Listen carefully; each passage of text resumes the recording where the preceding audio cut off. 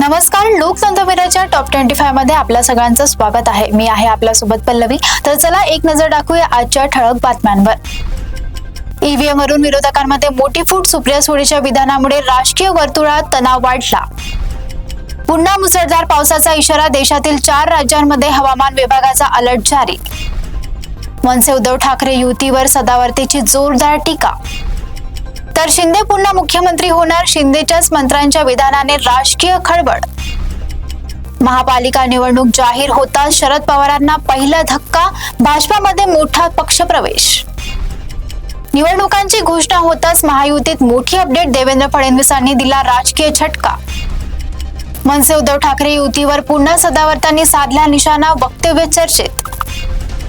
Squash world cup मध्ये 29 वर्षात भारताने पहिल्यांदाच जेतेपद पटकावलं. सोन्याचा भाव म्हणजे दुसरं रॅकेट. एका दिवसात मोठी उसळी. नवा दर ऐकून सर्वसामान्य हैराण. महापालिका निवडणुका जाहीर होताच हालचालींना वेग. अजित पवारांना भेटण्यासाठी कार्यकर्त्यांची गर्दी. उपमुख्यमंत्री अजित पवार पुण्यातील बारामती हॉटेलमध्ये दाखल. सोलापूर महानगरपालिकेसाठी भाजपाकडून इच्छुक उमेदवारांच्या 3 दिवस मुलाखती होणार. अब्दुल सत्तार यांची घोड्यावर बसून मिरवणूक. कार्यक्रमाची सर्वत्र चर्चा. लग्न लावून फसवणूक करणाऱ्या टोळीचा पर्दाफाश. नवरदेवाच्या वडिलांचाही अपहरण. अपघातानंतर महिमा चौधरीचा चेहरा विद्रूप. अनेक चित्रपट गमावल्याची भावनिक कबुली. निवडणुकीचा अर्ज ऑफलाईन की ऑनलाईन. निवडणूक आयुक्ताची मोठी घोषणा. नागपूर दीक्षाभूमी सौंदर्यीकरण आणि पुनर्विकास प्रकल्पावर सरकाराकडून शपथपत्र दाखल. 2 ते 3 दिवसात ठाकरे बंधू एकत्र. काँग्रेसशिवाय युती जाहीर होणार का?